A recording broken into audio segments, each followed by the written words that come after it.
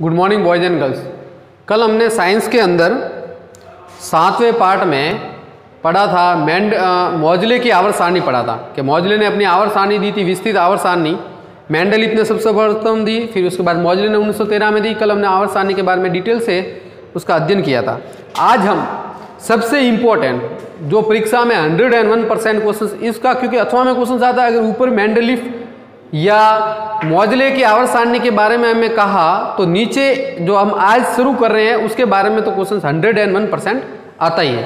तो आज हम पढ़ेंगे गुणों में आवर्तिता। क्या पढ़ेंगे? गुणों में आवर्तिता।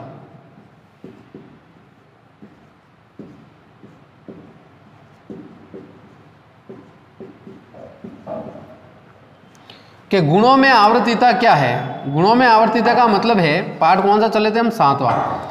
कि आवर्त में बाएं से दाएं जाने पर और वर्ग में ऊपर से नीचे जाने पर किस प्रकार से जो गुण होते हैं परमाणु के वो चेंज होते हैं, उसके बारे में हम पढ़ेंगे। आई बात है? इसमें हम क्या पढ़ेंगे कि हम आवर्त में बाएं से दाएं और वर्ग में ऊपर से नीचे जाने पर किस में, उसकी परमाणु त्रिज्या में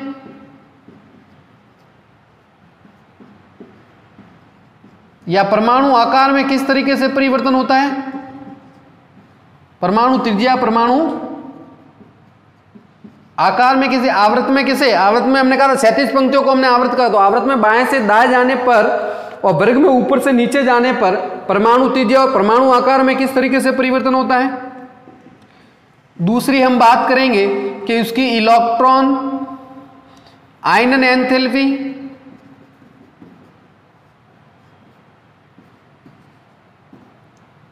आयनन एंथैल्पी, आयनन एंथैल्पी में किस तरीके से परिवर्तन होता है। फिर हम बात करेंगे आयनन एंथैल्पी को, या इसको हम आयनन विभव भी कहते हैं, आयनन विभव में किस तरीके से चेंज होगा। तीसरी हम बात करेंगे उसके इलेक्ट्रॉन लब्धि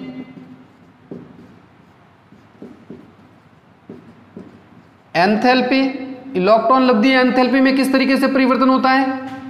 इलेक्ट्रॉन लब्धि एंथैल्पी में किस तरीके से परिवर्तन होता है, या इसको हम इलेक्ट्रॉन बंधुता भी कहते हैं,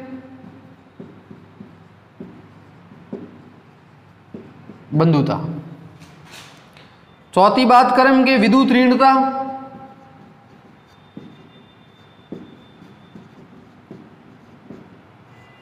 फिर हम करेंगे उसके धात्विक बंध या धात्विक गुण के बारे में,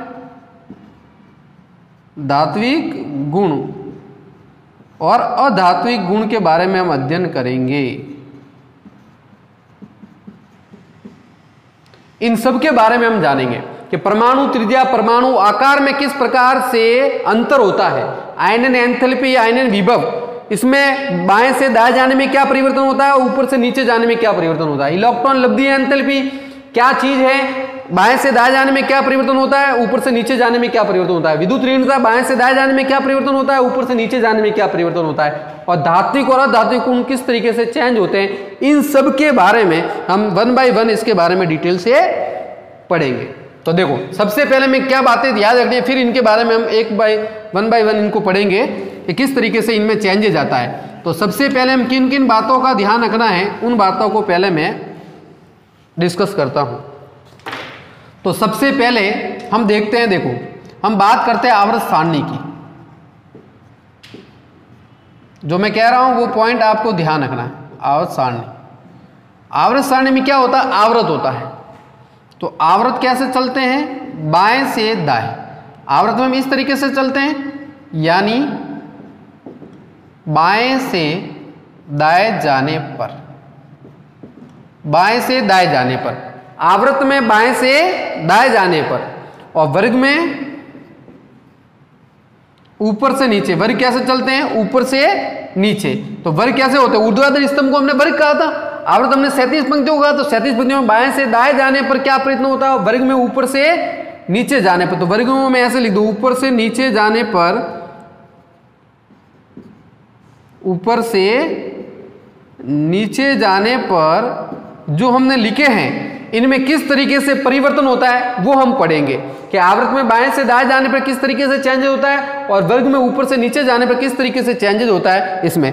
तो इन सबको हमें एक ही बातों के रूप में लिखना है, सबका एक नियम है, रूल्स है, उस रूल्स को हम समझेंगे कि भाई किस तरीके से आवर्त में बाएं जाने पर क्या क्या चेंजेस होता है और वर्ग में ऊपर से नीचे जाने पर क्या चेंजेस होता है, ताकि इसके गुणों में किस तरीके से परिवर्तन आता है। तो देखो सबसे पहले मैं बात करता हूं, देखो ध्यान रखना, सबसे बात करता हूं मैं परमाणु की संरचना की। देखो ध्यान देना, ये है मेरे पास परमाणु की स्ट्रक्चर। अब इसको ध्यान से आप समझना, ये हो गया हमारे पास नाभिक। क्या हो गया? नाभिक हो गया। नाभिक में ये क्या है? प्रोटॉन है, धनावेशित भाग है। इलेक्ट्रॉन इसके चारों ओर क्या लगाता है? चक्कर लगाता है। इलेक्ट्रॉन इसके चारों ओर क्या लगाते हैं? चक्कर लगाते हैं। तो आई बात समझ में? तो ध्यान रखना, ये हमारे पास क्या है? एक परमाणु की स्ट्रक्चर, उसका ये जो पार्ट है ये क्या कहलाएगा? नाभिक कहलाएगा। और इलेक्ट्रॉन इसके चारों ओर क्या लगाते हैं? चक्कर लगाते हैं। तो इलेक्ट्रॉन की उसके नाभिक यानी बाह्यतम कोष का, ये इसका बाह्यतम कोष है, जो परमाणु का बाह्यतम कोष होता है ये वाला, ये इसका बाह्यतम कोष है, समझ गए? और भी जिसका बाह्यतम कोष और सबसे लास्ट वाला कोष क्या? तो परमाणु के बाह्यतम कोष और उसके नाभिक के बीच के आकर्षण बल को हम कहते हैं प्रभावी नाभिकीय आवेश। क्या कहते हैं? प्रभावी नाभिकीय आवेश। तो ध्यान रखना, किसके? इलेक्ट्रॉन और नाभिक के बीच जो आकर्षण बल लगता है उसको हम क्या कहते हैं? प्रभावी नाभिकीय आवेश। तो इसके बीच में जो आकर्षण बल लग रहा है इन दोनों के बीच में, इलेक्ट्रॉन, बाह्यतम कोष के इलेक्ट्रॉन और प्लस उस नाभिक के बीच में जो आकर्षण बल महसूस होता है, तो उसको हम क्या कहते हैं? प्रभावी नाभिकीय आवेश। क्या कहते हैं? प्रभावी नाभिकीय आवेश जी, ये प्रभावी नाभिकीय आवेश। आई बात समझ में? अब ये प्रभावी नाभिकीय आवेश क्या होता है? वास्तविक नाभिकीय आवेश से ये कम होता है। प्रभावी नाभिकीय आवेश किससे कम होता है? वास्तविक नाभिकीय आवेश से क्या होता है? कम। ये वास्तविक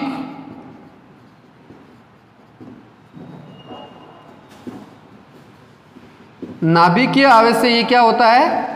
कम होता है। क्यों कम होता है? ये वास्तविक नाभिकीय आवेश से क्या होता है? कम। मैंने लेस देन कर दिया, इसका मतलब प्रभावी नाभिकीय आवेश जो होता है वो कम होता है किससे? वास्तविक नाभिकीय आवेश से।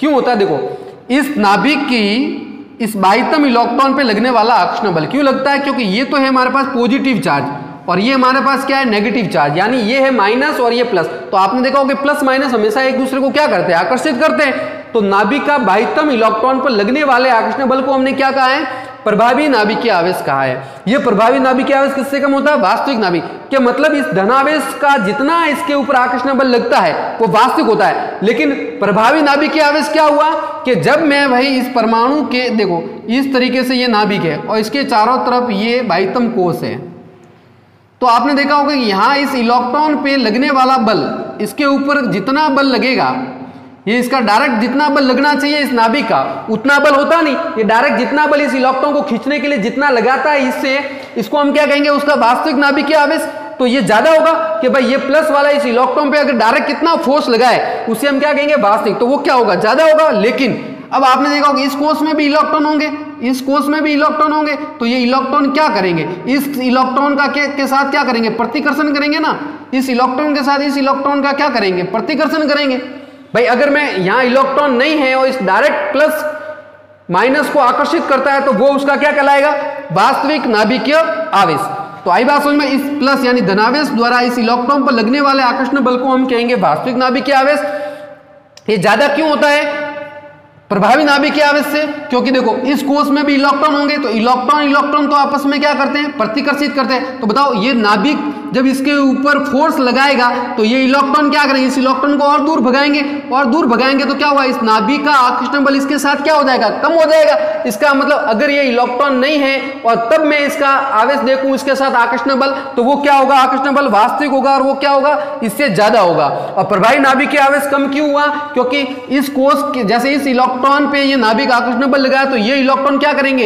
इसको प्रतिकर्षित करेंगे, ये खींचेगा और ये इसको प्रतिकर्षित करेंगे, क्योंकि समान आवेश एक दूसरे को क्या करते हैं? प्रतिकर्षित। तो इलेक्ट्रॉन दूर जाएगा और तब इस नाभिक का आवेश इसके ऊपर कम होगा। तो इसका मतलब क्या हुआ कि नाभिक का बाह्यतम कोष के इलेक्ट्रॉन पर लगने वाला जो आकर्षण बल प्रभावी नाभिकीय आवेश बल होता है वो वास्तविक नाभिकीय आवेश से क्या होता है?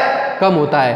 तो एक बात आपको समझ गए कि प्रभावी नाभिकीय आवेश क्या होता है। प्रभावी नाभिकीय आवेश का मतलब होता है बाह्यतम कोश के इलेक्ट्रॉन का नाभिक पर, यानी नाभिक का बाह्यतम कोश के इलेक्ट्रॉन पर लगने वाले आकर्षण बल को हम क्या कहते हैं, प्रभावी नाभिकीय आवेश। और इसका मान वास्तविक नाभिकीय आवेश से कम क्यों होता है, क्योंकि कोश के अंदर, बाह्यतम कोश से पहले जो कोश है उस कोश के इलेक्ट्रॉन के प्रतिकर्षण के कारण ये आवेश जो होता है वो वास्तविक नाभिकीय आवेश से क्या हो जाता है, कम हो जाता है। क्योंकि ये इलेक्ट्रॉन एक दूसरे को क्या करते हैं, रिपल्सन कर रहे हैं, इसको दूर भगाएंगे इलेक्ट्रॉन, तो ये नाभिक आसानी से इसको नहीं खींच पाएगा, और नहीं खींच पाएगा तो इस प्रभावी नाभिकीय आवेश का मान वास्तविक नाभिकीय आवेश से क्या हो जाएगा, कम हो जाएगा। समझ गए। तो ये तो था प्रभावी नाभिकीय आवेश। तो प्रभावी नाभिकीय आवेश की अगर आपको परिभाषा पूछे तो हम क्या लिखेंगे कि नाभिक का बाह्यतम कोश के इलेक्ट्रॉन पर लगने वाले आकर्षण बल को हम क्या कहते हैं, प्रभावी नाभिकीय आवेश। ध्यान रखना, तो प्रभावी नाभिकीय आवेश, ये पहले बात, ये जो आवेश, थोड़ी बहुत परिभाषा हम इसकी देख लेंगे कि कौन कौन सी परिभाषा हमारे काम की आएगी। प्रभावी नाभिकीय आवेश का मतलब होता है नाभिक का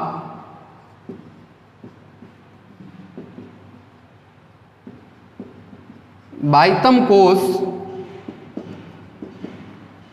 के इलेक्ट्रॉन पर लगने वाला आकर्षण बल। नाभिक का बाह्यतम कोश के इलेक्ट्रॉन पर लगने वाला आकर्षण बल। तो नाभिक का ये प्रभावी नाभिकीय आवेश किससे कम होता है, वास्तविक नाभिकीय आवेश से। तो प्रभावी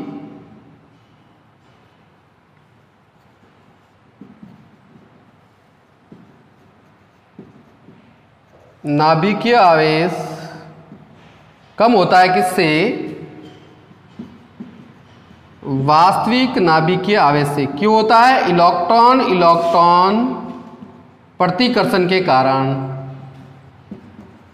तो ये बात हमेशा ध्यान रखनी है हमें कि प्रभावी नाभिकीय आवेश हमेशा वास्तविक नाभिकीय आवेश से क्या होता है, कम होता है। क्यों होता है, क्योंकि अभी मैंने आपको कहा कि कोश के अंदर जो इलेक्ट्रॉन होंगे, तो बाह्यतम कोश में जब नाभिक इलेक्ट्रॉन का फोर्स लगाएगा, अपना फोर्स लगाएगा, तब वो क्या करेगा, बीच वाले इलेक्ट्रॉन उसको क्या करेंगे, प्रतिकर्षित करें, उसको इलेक्ट्रॉन को और दूर भेजेंगे, तो इसका मान क्या हो जाएगा, इससे कम हो जाएगा। एक तो डायरेक्टली जब इलेक्ट्रॉन पे कोई इफेक्ट नहीं हो रहा है तब वो डायरेक्ट खींचेगा तो अधिक बल से खींचेगा, लेकिन जैसे इलेक्ट्रॉन का रिपल्सन होगा तो क्या होगा, उस इलेक्ट्रॉन पे इसका आवेश कम हो जाएगा, मतलब उसका आकर्षण बल कम हो जाएगा। तो प्रभावी नाभिकीय आवेश क्या हो जाएगा, घट जाएगा, और वास्तविक नाभिकीय आवेश उसका बढ़ता है। मतलब वास्तविक नाभिकीय आवेश ज्यादा होता है किससे, प्रभावी नाभिकीय आवेश से। तो प्रभावी नाभिकीय आवेश का मतलब क्या, नाभिक का बाह्यतम कोश के इलेक्ट्रॉन पर लगने वाला आकर्षण बल को हम क्या कहेंगे, प्रभावी नाभिकीय आवेश। अब आप ध्यान दें कि हम बाएं से दाएं जाते हैं तो क्या होता है। अब मैं आपको बाएं से दाएं जाने पर समझाता हूं। चलो देखो, सबसे पहले मैं आपको बताता हूं कि सबसे पहले पहला इलेक्ट्रॉन हमारे पास, पहला एक इलेक्ट्रॉन की क्रम देखो, सबसे पहले आता है हाइड्रोजन, ये इस तरीके से है। फिर क्या होता है यहाँ पर, प्रथम हमने आवृत्त में देखा, ये क्या हो गया, हीलियम। ये फर्स्ट आवृत्त की हम बात करें तो फर्स्ट आवृत्त में देखो, फर्स्ट आवृत्त में क्या होता है, दो इलेक्ट्रॉन। मैंने आपको कहा था कि फर्स्ट आवृत्त को हम अति लघु आवृत्त कहते हैं कि उसमें दो इलेक्ट्रॉन, हाइड्रोजन और ये हीलियम का परमाणु क्रमांक कितना होता है, 2 होता है। फिर बताओ दूसरे आवृत्त में कितने थे, 8 इलेक्ट्रॉन। तो क्या आता है यहाँ, लिथियम, हाइड्रोजन, फिर लिथियम के बाद कौन आता है, बेरिलियम, ये 2 आते हैं। फिर यहाँ से शुरू होता है, देखो यहाँ से शुरू होगा, ये हीलियम आने के बाद आप आवर्त सारणी में जब देखोगे तो ये तो पहला वर्ग है और ये दूसरा वर्ग है। फिर यहाँ 3 से लगा के 12, 3 से लगा के 12, ये आने के बाद देखो यहाँ से आने के बाद ये इस तरीके से, ये आवर्त सारणी में आपको बनाता हूँ, थोड़ी सी आवर्त सारणी में इसके बारे में आपको डिटेल में समझाता हूँ थोड़ा सा। ये आवर्त सारणी जैसे मैंने बनाई, अब यहाँ से होता है 3 से 12, ये मैंने मान लिया 3 से 12 तक के वर्ग यहाँ से यहाँ तक होते हैं 3 से 12। फिर 13वां वर्ग शुरू होता है यहाँ से, ये 13। तो यहाँ से मैं आगे लिखता हूँ, देखो boron, hydrogen, lithium, beryllium, boron, carbon, nitrogen, oxygen, fluorine और नियॉन, ये इसी वर्ग का है 2। तो ये कितना हो गया, 5, ये हो गया 6, ये हो गया 7, ये हो गया 8, ये हो गया 9 और ये हो गया 10। तो ये परमाणु क्रमांक इसके कितने होते हैं, 5, इसके 6, इसके 7, यानी इसके परमाणु क्रमांक में अगर लिखूँ तो यहाँ लिख देता हूँ मैं, इसके 6, 7, इसके 8, इसके 9, इसके 10 और इसके 5, 6, 7, इसके 8 है, इसके 9 है और इसके 10 है। ये कौन सा वर्ग है? 13वां वर्ग, ये 14वां वर्ग, ये 15वां वर्ग, ये 16वां वर्ग, ये 17वां वर्ग और ये 18वां वर्ग है। तो ये हमने पढ़ा था कि ये इस तरीके से वर्ग होते हैं। तो यहाँ तो डी ब्लॉक एलिमेंट्स आते हैं, 3 से लगा के 12 तक इसमें डी ब्लॉक आएंगे। ये पहला वर्ग, ये दूसरा वर्ग में क्या आएगा? बेरिलियम या हाइड्रोजन, लिथियम। लिथियम के कितने होते हैं? इसके होते हैं 3, इसके होते हैं 4। तो इसका पहला परमाणु क्रमांक 1। ये 2 नंबर पे कौन है? हीलियम। 3 नंबर पे कौन है? लिथियम, बेरिलियम, फिर boron, carbon, nitrogen, oxygen, fluorine और नियॉन। अब आप ये समझना, चलो ये मैं किधर जा रहा हूं? देखो इधर से जा रहा हूं ना, बाएं से दाएं की ओर जा रहा हूं। इसमें भी मैं क्या हो रहा है? बाएं से दाएं की ओर जा रहा हूं, ऊपर से नीचे तो नहीं जा रहा ना। अभी मैं वर्ग में ऊपर से नीचे की बात नहीं कर रहा हूं, मैं कर रहा हूं यहां से इधर वाले की तरफ जा रहा हूं। तो आप समझना कि फर्स्ट मैंने देखो आवृत में, पहले आवृत में जा रहा हूं, फिर मैं सेकंड आवृत में जा रहा हूं। अब इसका मैं स्ट्रक्चर बनाता हूं। इसका मैं क्या बनाता हूं? स्ट्रक्चर बनाता हूं। तो आप बताओ मुझे, इसका जैसे ही मैं स्ट्रक्चर बनाता हूं, देखो सबसे पहले मैं बनाता हूं हाइड्रोजन का। हाइड्रोजन का परमाणु क्रमांक कितना होता है? 1 होता है। चलो ये प्लस हुआ, नाभिक हो गया। अब नाभिक के पास ये प्रथम मैंने मान लिया कि ये पहला कोष है। पहला कोष ये नाभिक हो गया मेरे पास, और नाभिक के बाद ये पहला कोष मैंने मान लिया। अब पहला कोष हाइड्रोजन का स्ट्रक्चर बनाऊंगा तो हाइड्रोजन के परमाणु क्रमांक 1 होता है, तो 1 इलेक्ट्रॉन इसके अंदर आ गया, ये 1 इलेक्ट्रॉन। ये किसका स्ट्रक्चर हो गया? हाइड्रोजन का। ये हाइड्रोजन का हो गया। अब मैं हीलियम का बनाऊं तो देखो ये का ये नाभिक, और नाभिक के बाद ये, क्योंकि पहले कोष में कितने आ सकते हैं? 2, तो ये 2 हो गए इसके अंदर। बताओ ये किसका स्ट्रक्चर हो गया? हीलियम का। आई बात समझ में? मतलब इसी के अंदर दूसरा आ गया ना, 2 आ गए इलेक्ट्रॉन, तो इसमें इसी कोष में आ रहे हैं 2। अब देखो मैं लिथियम का बनाता हूं, तो लिथियम का मैं स्ट्रक्चर बनाता हूं, परमाणु स्ट्रक्चर। लिथियम के कितने होते हैं? 3 होते हैं, 1, 2 और ये 3। तो ये हो गया लिथियम का हो गया। Hydrogen, helium, lithium. तो इसके लिथियम के कितने हो गए? 3 है, तो 3 मैंने भर दिए। अब देखो अब क्या होगा? लिथियम के बाद इसमें 22वें कोष में इसमें कितने? अभी तक इसका पहला कोष चल रहा है, ये पहला कोष। फिर ये यहाँ ये 2 आते हैं, पहले कोष में कितने आ सकते हैं? 2। अब लिथियम के ये तीसरा कोष आएगा, ये लिथियम के लिए ये कोष आएगा, इसमें 1 भरा जाएगा। आई बात समझ गए? ये हो गया लिथियम। मतलब हाइड्रोजन के इसमें 1 प्रथम कोष में कितने आ सकते हैं? 2 आ सकते हैं, तो 1 मैंने हाइड्रोजन का, अभी तक 1 और बाकी है, तो किसका हो गया? हीलियम का। तो ये हीलियम के स्ट्रक्चर, कोष तो वही रहा ना, ये कोष है, ये पहला कोष है। पहला कोष को हमने क्या कहा? के। तो ये तो वही रहा। हीलियम के लिए भी क्या रहा? पहला कोष कौन सा रहा? के ही रहा। आई बात समझ में? और यहाँ लिथियम के लिए क्या हो गया? पहला कोष तो भर गया, और लिथियम के लिए ये पहला कोष के हो गया, दूसरा कोष क्या होगा? के एल शुरू हो गया। ये लिथियम के लिए एल शुरू हो गया। अब बताओ लिथियम के बाद मैं बेरिलियम लूंगा, तो बेरिलियम के 4 होते तो यही आएगा, क्योंकि इस वाले कोष में कितने आ सकते हैं? 8 इलेक्ट्रॉन आ सकते हैं। हमने देखा था 2n² से 8 इलेक्ट्रॉन। तो बेरिलियम के भी यही होगा। बोरॉन की मैं बात करूंगा तो बोरॉन का 1 इलेक्ट्रॉन आ जाएगा, तो इसके लिए भी यही होगा। कार्बन के लिए भी यही होगा, नाइट्रोजन के लिए भी यही होगा, ऑक्सीजन के लिए भी यही होगा। मतलब कोष तो यही रहेगा ना। कौन सा कोष? एल कोष। तो इससे हमें क्या पता चला कि हम बाएं से दाएं जाते हैं, बाएं से दाएं जाते हैं, तो जैसे जैसे इलेक्ट्रॉन की संख्या बढ़ रही है, तो इलेक्ट्रॉन की संख्या किसके बराबर होती है? प्रोटॉन की संख्या। वैसे वैसे इसके अंदर प्रोटॉन की संख्या बढ़ेगी, लेकिन कोष नहीं बढ़ रहा है। देखो कोष एकाएक फास्टली नहीं बढ़ रहा है, कोष आसानी से, मतलब एकाएक फास्टली रूप से कोष नहीं बढ़ रहा है, कोष स्थिर रहता है। इस कारण से क्या हुआ कि नाभिक का जो आकर्षण बल है वो इन इलेक्ट्रॉन पे क्या होगा? बड़ी मजबूती से इस नाभिक इस इलेक्ट्रॉनों को, इस 22वें कोष को मजबूती से पकड़ के रखेगा, इसलिए उसका आकार क्या होता है? घटता है। बात समझ में आई? तो आवृत्त में बाएं से दाएं जाने पर क्या होता है? बाएं से दाएं जाने पर जैसे जैसे हम परमाणु क्रमांक बढ़ाते हैं, जैसे जैसे हम परमाणु क्रमांक बढ़ाते हैं, तो वैसे वैसे इलेक्ट्रॉन की संख्या बढ़ती है। इलेक्ट्रॉन की संख्या बढ़ेगी तो नाभिक के अंदर जो है प्रोटॉन की संख्या भी बढ़ेगी, क्योंकि इलेक्ट्रॉन की संख्या, प्रोटॉन की संख्या और प्रोटॉन की संख्या और परमाणु क्रमांक तीनों बराबर होते हैं। तो प्रोटॉन की संख्या बढ़ेगी तो इसका मतलब प्लस चार्ज बढ़ेगा, प्लस चार्ज बढ़ेगा तो नाभिक का आकर्षण बल बढ़ेगा। नाभिक का आकर्षण बल बढ़ा तो देखो ये कोष तो नहीं बढ़ रहा है ना, कोष तो एकाएक नहीं बढ़ रहा है, कोष यहां तक देखो नियॉन तक सेम रहेगा। कोष लिथियम से लगा के नियॉन तक कोष कैसा रहेगा? ये का ये कोष रहेगा। तो क्या होगा? नाभिक जो है वो इनको मजबूती से इस कोष को क्या रखेगा? पकड़ के रखेगा। पकड़ के रखेगा तो इसका आकार कैसा हो जाएगा? छोटा हो जाएगा। और इस कारण से जो भी गुण होते हैं वो क्या होते हैं? चेंज होते हैं। तो अब देखो इसको मैं क्या लिख सकता हूं, देखो ध्यान देना। तो इसको मैं किस तरीके से लिखूं ताकि हमारे सारे जो सवाल है वो सॉल्व हो जाए। तो ध्यान देना इधर कि जैसे जैसे हम आवर्त में बाएं से दाएं जाते हैं, देखो आवर्त में क्या होते हैं, बाएं से दाएं। तो देखो आवर्त में किस तरीके से गुण परिवर्तित होते हैं वो बात की बात है, हम पहले इसको देखते हैं। आवर्त में जैसे ही बाएं से दाएं गए, बाएं से दाएं, क्या पता चला, बाएं से दाएं जाने पर, तीर के माध्यम से मैं समझाता हूं आपको। आवर्त में बाएं से दाएं जाने पर क्या हुआ बताओ, परमाणु क्रमांक बढ़ता है। परमाणु क्रमांक क्या होगा, बढ़ेगा। बताओ परमाणु क्रमांक बढ़ेगा तो क्या होगा, इलेक्ट्रॉन की संख्या बढ़ेगी, क्योंकि परमाणु क्रमांक इलेक्ट्रॉन की संख्या के बराबर हो, ये भी बढ़ेगा। इलेक्ट्रॉन की संख्या बढ़ेगी तो बताओ क्या होगा, प्रोटॉन की संख्या भी बढ़ेगी। प्रोटॉन की संख्या भी क्या होगी, बढ़ेगी। तो ये तीनों चीजें बढ़ी। आवर्त में बाएं से दाएं जाने पर परमाणु क्रमांक बढ़ता है, इलेक्ट्रॉन की संख्या बढ़ती है और प्रोटॉन की संख्या बढ़ती है। तो बताओ क्या हुआ कि जब प्रोटॉन की संख्या बढ़ेगी तो क्या होगा, नाभिक का आवेश क्या होगा, बढ़ेगा। तो क्या लिखेंगे,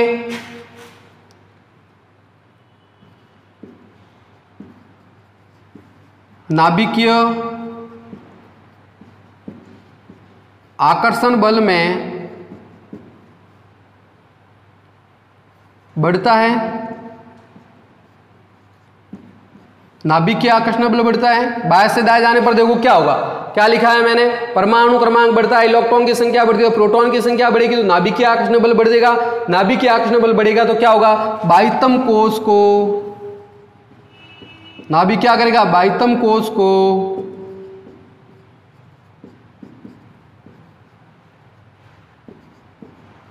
मजबूती से, बाह्यतम कोश को मजबूती से या बाह्यतम कोश पर मजबूती से पकड़ेगा।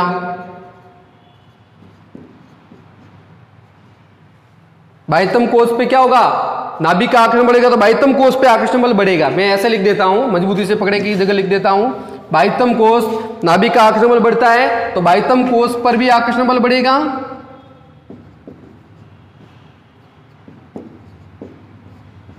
कोश पर नाभिक का आकर्षण बल बढ़ता है। ये बात हुई। अब इसके बाद हम जो भी ये चीजें है वो इसकी चयन के कौन सी, जो हमने अभी पढ़ा था, परमाणु त्रिज्या पे क्या इफेक्ट होता है, आयनन एंथैल्पी पे क्या इफेक्ट होता है, इलेक्ट्रॉन बंधुता पे क्या इफेक्ट होता है, ये सब इसी गुण के कारण होंगे।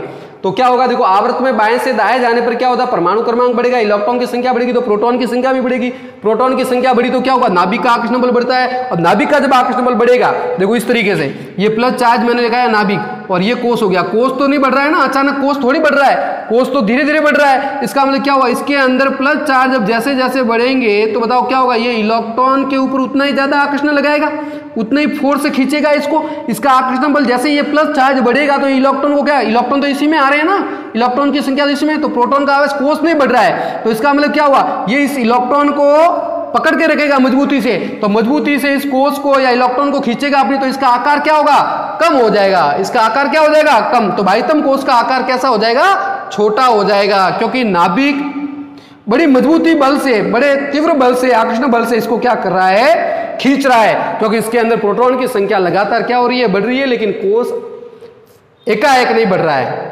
आई बात समझ में, इंक्रीज नहीं हो रहा फास्टली। तो आवर्त में बाएं से दाएं जाने पर क्या हुआ, परमाणु क्रमांक बढ़ा, परमाणु क्रमांक बढ़ा तो इलेक्ट्रॉन की संख्या भी बढ़ेगी, और इलेक्ट्रॉन की संख्या बढ़ी तो प्रोटॉन की संख्या बढ़ेगी। तो नाभिक का आकर्षण बल बढ़ता है, नाभिक का आकर्षण बल बढ़ता है तो ये अपना आकर्षण बल कहां लगेगा, बाह्यतम कोष में। तो बाह्यतम कोष पर नाभिक का आकर्षण बल बढ़ता है और इसको क्या करेगा, यह मजबूती से पकड़ के रखेगा। बाह्यतम कोष पर नाभिक का आकर्षण बल बढ़ेगा और ये नाभिक के बाह्यतम कोष को क्या करेगा, मजबूती से पकड़ के रखेगा। तो इसका मतलब उसका आकार कैसा हो जाएगा, छोटा होगा। और हमारे सारे जो गुण है वो इसी से पता चलेंगे, इन लाइनों से हमें पता चलेंगे। तो बाह्यतम कोष पर नाभिक का आकर्षण बल बढ़ता है, जब नाभिक का आकर्षण बल बढ़ेगा तो ये किस पे बढ़ाएगा, बाह्यतम कोष पे। तो बाह्यतम कोष को ये क्या करेगा, मजबूती से पकड़ के रखेगा, अपने आकर्षण बल के कारण बाह्यतम कोष को मजबूती से पकड़ के रखेगा। और फलस्वरूप क्या क्या चेंजेस होते हैं वो हम पढ़ेंगे। तो ये तो हुआ आवर्त की बात कर रहा हूं मैं। अब चलता हूं मैं वर्ग में, देखो वर्ग में चलता हूं। वर्ग में क्या होता है, अब मैं वर्ग की बात करूं तो बताओ वर्ग में कहां जाते हैं, ऊपर से नीचे। देखो वर्ग में जाते हैं ऊपर से नीचे। ऊपर से नीचे जाने पर देखो क्या होता है, देखो ध्यान देना, ऊपर से नीचे जाऊंगा तो देखो इस तरीके से मैं बताऊं, ये तो मेरे पास हुआ हाइड्रोजन, ये पहले वर्ग की लिथियम, सोडियम, पोटेशियम, इस तरीके से ये एक है, इसके दो हुए, सॉरी इसके परमाणु क्रमांक कितने हैं, 3 हैं। फिर सोडियम आ जाता हूं तो सोडियम के परमाणु क्रमांक कितने होते हैं, 11 होते हैं। इस तरीके से हम आगे बढ़ते हैं, ठीक है। इसके 11 के बाद इसके होते हैं 19, तो इस तरीके से हम आगे बढ़ते हैं। देखो अब इनका ऊपर से नीचे, ये वर्ग फर्स्ट है, ऊपर से मैं नीचे जाता हूं तो इसका आकार देखो किस तरीके से होता है। ये मैंने बनाया हाइड्रोजन का, ये हाइड्रोजन 1 इलेक्ट्रॉन होता है, ये 1 इलेक्ट्रॉन आ गया, ये हाइड्रोजन की स्ट्रक्चर। अब आगे देखना आप, ये प्लस, ये पहला कोष।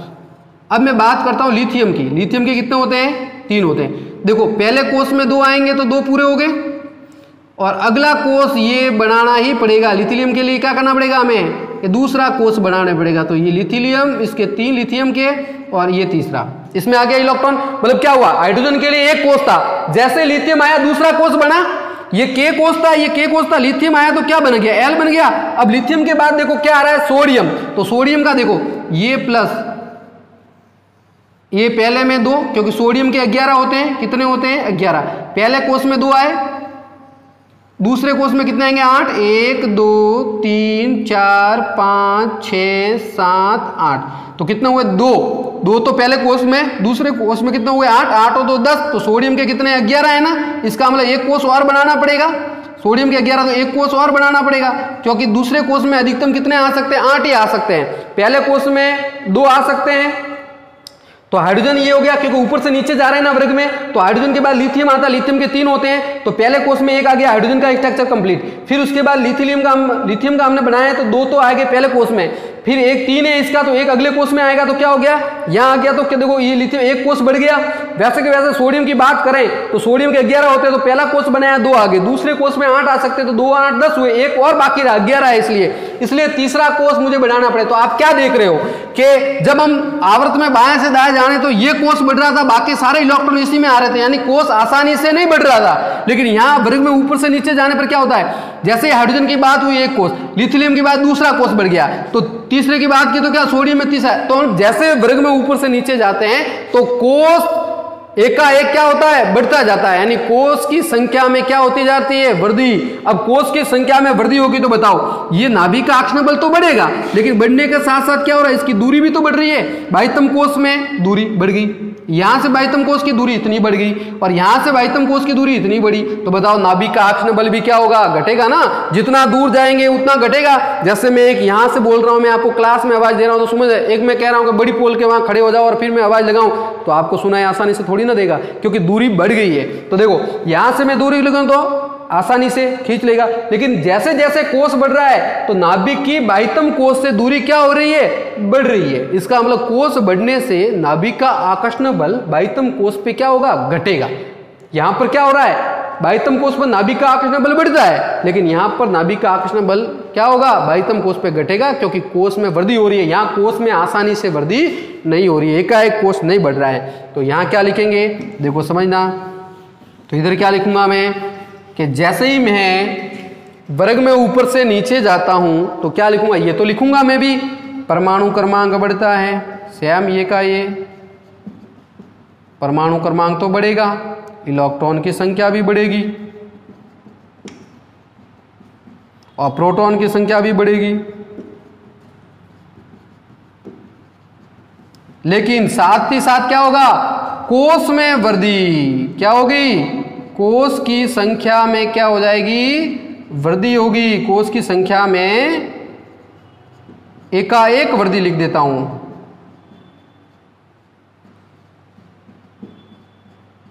कोष एक से एक बढ़ता जाएगा, एकाएक कोष की संख्या में एकाएक क्या होगी, वृद्धि होगी, और तब क्या होगा, नाभिक का आकर्षण बल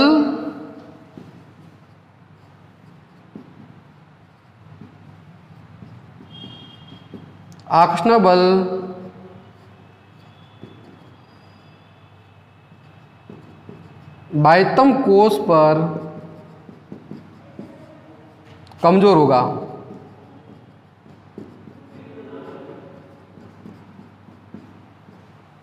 तो नाभिक का आकर्षण बल बाह्यतम कोष पे क्या होगा, कमजोर होगा, और फलस्वरूप जो गुण है उसके अंदर क्या होगा, चेंजेज होगा। तो ये लाइनें हमें ध्यान रखनी है। आवृत्त में बाएं से दाएं जाने पर परमाणु क्रमांक बढ़ता है, इलेक्ट्रॉन की संख्या बढ़ती है, प्रोटॉन की संख्या बढ़ेगी, नाभिक का आकर्षण बढ़ता है, और बाह्यतम कोष पर नाभिक की पकड़ मजबूत होती है। या ऐसे भी लिख सकते, बाह्यतम कोष पर नाभिक की पकड़ मजबूत, नाभिक की पकड़ क्या हो जाएगी, मजबूत होगी। ये लिखेंगे तो और बेस्ट होगा। तो क्या लिखेंगे, आवृत्त में बाएं से दाएं जाने पर परमाणु क्रमांक बढ़ता है, इलेक्ट्रॉन की संख्या बढ़ती है, प्रोटॉन की संख्या बढ़ती है, नाभिक की आकर्षण बल बढ़ता है, तो नाभिक की आकर्षण बल बढ़ेगा तो नाभिक क्या करेगा, बाह्यतम कोष पर इसकी क्या होगी, मजबूत पकड़ होगी। नाभिक की बाह्यतम कोष पे क्या होगी, मजबूत पकड़ होगी। और यहाँ वर्ग में ऊपर से नीचे पर आने पर परमाणु क्रमांक बढ़ता है, इलेक्ट्रॉन की संख्या बढ़ेगी, प्रोटॉन की संख्या बढ़ेगी, तो क्या होगा, कोष की संख्या में भी एकाएक वृद्धि होती है। तो क्या होगा, नाभिक का आकर्षण बल बढ़ेगा जरूर, लेकिन वो बाह्यतम कोष पे नाभिक का आकर्षण बल कैसा हो जाएगा, कमजोर होगा। बाह्यतम कोष पर नाभिक का आकर्षण बल कैसा हो जाएगा, कमजोर। तो इन बातों को हमें नोट करना है, इन बातों को आप पहले लिखें, फिर मैं आपको इसकी सारी चीजें बताता हूं। तो इन बातों को आपको नोट करना है, क्योंकि यही बातें जो होती है वो हमारी व्याख्या बनेगी। किसी भी हम इतने सारे जो गुणों को हमें पढ़ना है, गुणों में आवर्त या गुणों किस तरीके से चेंज होते हैं, वो सब इन बातों पे। तो क्या लिखेंगे कि आवृत्त में अगर हम बाएं से दाएं जाने पे तो प्रोटॉन की संख्या बढ़ी, इलेक्ट्रॉन की संख्या बढ़ी, प्रोटॉन की संख्या भी बढ़ती है, परमाणु क्रमांक बढ़ता है, फलस्वरूप क्या होता है, नाभिक का आकर्षण बल बढ़ता है। नाभिक का आकर्षण बल बढ़ा है तो बाह्यतम कोष पे नाभिक की पकड़ कैसी होगी, मजबूत। बाह्यतम कोष को आसानी से ऐसे पकड़ के रखेगा। आई बात समझ में। और वर्ग में ऊपर से नीचे जाएंगे तो क्या होगा, परमाणु क्रमांक बढ़ेगा, इलेक्ट्रॉन की संख्या बढ़ेगी, प्रोटॉन की संख्या बढ़ेगी, तो कोष में भी एकाएक क्या होती है, वृद्धि होती है। और कोष में एकाएक वृद्धि होगी तो नाभिक का आकर्षण बल बाह्यतम कोष पे कैसा हो जाएगा, कमजोर, क्योंकि बहुत दूरी बढ़ जाएगी। तो ये चीजें हमें देखनी ताकि हम उसके गुणों को आसानी से पढ़ सके। तो बताओ, अब पहला गुण लेता हूं और पहले गुण को मैं समझता हूं। देखो, इसी नियम को हमें ध्यान रखना है, इस नियम से हम इसको समझेंगे। तो ये आवर्त सारणी की बात हुई। तो आई बात समझ में, हाइड्रोजन का स्ट्रक्चर, हम आवर्त में बाएं से दाएं इधर जाते हैं तो किस तरीके से चेंज होता है, ऊपर से नीचे जाते हैं तो किस तरीके से चेंज होता है, ये ध्यान रखना। अब देखो, सबसे पहले मैं पहला गुण पढ़ता हूं इसका। अब हम पहले गुण पढ़ते हैं परमाणु त्रिज्या। सबसे पहले पढ़ते हैं कि परमाणु त्रिज्या होती क्या है। तो परमाणु त्रिज्या होती है नाभिक की बाह्यतम कोष से दूरी।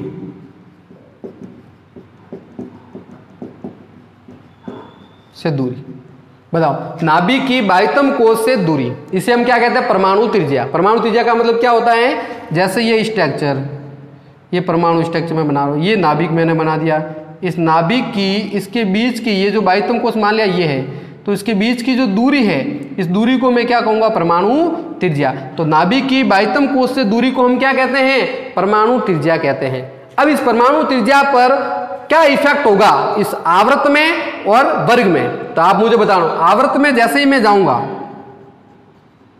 अब आपसे पूछ लिया कि आवर्त में परमाणु त्रिज्या का क्या होगा, परमाणु त्रिज्या घटेगी कि बढ़ेगी, तो आवर्त में क्या होगा और वर्ग में क्या होगा, तो बताओ मुझे, आवर्त में क्या होगा, वर्ग में क्या होगा, बताओ। आवर्त में हम जैसे ही बाएं से दाएं जाएंगे, देखो आप, आवर्त में जैसे ही हम बाएं से दाएं जाएंगे, बाएं से दाएं जाएंगे तो क्या होगा, बताओ। मैंने अभी क्या लिखा है, जैसे ही बाएं से दाएं जाएंगे प्रोटॉन की संख्या बढ़ेगी, इलेक्ट्रॉन की संख्या बढ़ेगी, परमाणु क्रमांक बढ़े, प्रोटॉन की संख्या बढ़ी तो नाभिक का आकर्षण बल बढ़ा, नाभिक का आकर्षण बल बढ़ा तो बाह्यतम कोष को क्या करेगा, मजबूती से पकड़ेगा। तो मजबूती से पकड़ेगा, इसका मतलब हुआ कि उसका बाह्यतम कोष आगे नहीं बढ़ेगा मजबूत, तो इसका मतलब आकार क्या होगा, कम होगा कि ज्यादा होगा, आकार घटेगा, क्योंकि नाभिक ने आकर्षण बल मजबूती से पकड़ के रखा है। इसका मतलब आवर्त में बाएं से दाएं, ये पूरी चीज आपको लिखनी पड़ेगी जो मैंने लिखाई है। आवर्त में बाएं से जाने पर प्रोटॉन की संख्या बढ़ेगी, इलेक्ट्रॉन की संख्या बढ़ेगी और परमाणु क्रमांक बढ़ेगा। फिर क्या लिखोगे, नाभिक का आकर्षण बल बढ़ता है तो नाभिक का आकर्षण बल बाह्यतम कोष में मजबूती से उसको पकड़ के रखेगा और फलस्वरूप आकार कैसा होगा, कम होगा।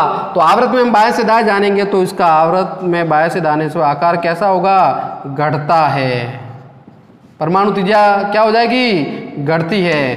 तो परमाणु त्रिज्या लिखेंगे घटती है, किसमें, बाएं से दाएं जाने पर, आवर्त में बाएं से दाएं जाने पर परमाणु त्रिज्या क्या होगी, घटेगी। क्यों घटेगी, क्योंकि इस नाभिक का आकर्षण बल इस बाह्यतम कोष पे मजबूती से होता है, मजबूती से उसको पकड़ के रखता है और इस कारण से आकार घटेगा। बताओ वर्ग में क्या होगा, वर्ग में जैसे ही हम ऊपर से नीचे जाते हैं, ऊपर से नीचे जाते तो क्या होगा, प्रोटॉन की संख्या बढ़ेगी, इलेक्ट्रॉन की संख्या बढ़ेगी, परमाणु क्रमांक बढ़ेगा, साथ ही साथ नाभिक का आकर्षण बल बढ़ेगा, लेकिन कोष की संख्या में वृद्धि होती है। कोष क्या होगा, बढ़ता जा रहा है। कैसे, ये एक कोष, फिर ये दूसरा कोष आएगा, फिर ये तीसरा कोष आएगा। इसका मतलब धीरे धीरे इसकी देखो यहां तक, फिर इसकी, फिर इसकी, इसका मतलब दूरी धीरे धीरे क्या हो रही है, बढ़ रही है। तो अब दूरी को ही तो हम क्या कह रहे हैं, परमाणु त्रिज्या कह रहे हैं ना। तो नाभिक से बाह्यतम कोष की दूरी, तो नाभिक का आकर्षण बल यहां कम हो रहा है। क्यों कि भाई नाभिक का आकर्षण बल बढ़ रहा है, लेकिन इसके ऊपर कोष की दूरी बढ़ने के साथ उसका आकर्षण बल कैसा हो जाता है, कम। तो वर्ग में ऊपर से नीचे जाएंगे तो क्या होगा, उस नाभिक जो हैगा वो बाह्यतम कोष को मजबूती से खींच नहीं पाएगा। तो बाह्यतम कोष में क्या हो जाएगी, वर्ग में ऊपर से परमाणु त्रिज्या के मान में वृद्धि लिख देता हूं मैं। परमाणु त्रिज्या के मान में क्या होगी, वृद्धि होगी, या भी बढ़ेगा लिख देते हैं, बढ़ेगा। आई बात समझ में, यानी परमाणु त्रिज्या का मान क्या होगा, बढ़ेगा। परमाणु त्रिज्या बढ़ेगी कब, वर्ग में ऊपर से नीचे जाने पर, आवर्त में बाएं से दाएं जाने पर घटती है। तो आई बात समझ में कि आवर्त में हम बाएं से दाएं जाएंगे तो परमाणु त्रिज्या घटेगी, क्योंकि नाभिक का आकर्षण बल बाह्यतम कोष पे मजबूती से होता है, और वर्ग में ऊपर से नीचे जाएंगे तो वहां नाभिक का आकर्षण बल बाह्यतम कोष को आसानी से वहां पर खींच नहीं पाता है, कमजोर होता है उसका आकर्षण बल। इस कारण से वहां पर क्या होगा, बढ़ेगा, उसका आकार क्या होगा, बढ़ेगा। तो परमाणु आकार भी बढ़ेगा और परमाणु त्रिज्या भी बढ़ेगी। तो इस तरीके से हम इसके गुणों को डिटेल एक बाय वन पढ़ते जाएंगे। तो आपको वो जो 2 पॉइंट मैंने लिखा है, वो 2 पॉइंट आपको अच्छी तरीके से पहले समझने हैं कि आवर्त में बाएं से दाएं जाने पर क्या होता है और वर्ग में ऊपर से नीचे जाने पर क्या होता है, ताकि हम इसके सभी गुणों को पढ़ सकते हैं। इसी तरीके से पढ़ना है, वही चीज हम बार बार दोहराएंगे कि आवर्त में क्या होगा, वर्ग में क्या होगा। पहले उसकी डेफिनेशन समझेंगे, और डेफिनेशन समझने के बाद देखो कि इसमें ये करेंगे तो क्या होगा, इधर से इधर जाने पर तो आपको पता है कि इधर से आवर्त में बाएं जाने पर तो आकार घटता है, वर्ग में ऊपर से नीचे जाने पर बढ़ता है। तो बस किस तरीके से बढ़ता है वो हमने पहले ही 2 पॉइंट में लिख के समझ लिया है। तो आज के लिए इतना ही, नेक्स्ट वीडियो हम कल अपलोड करेंगे।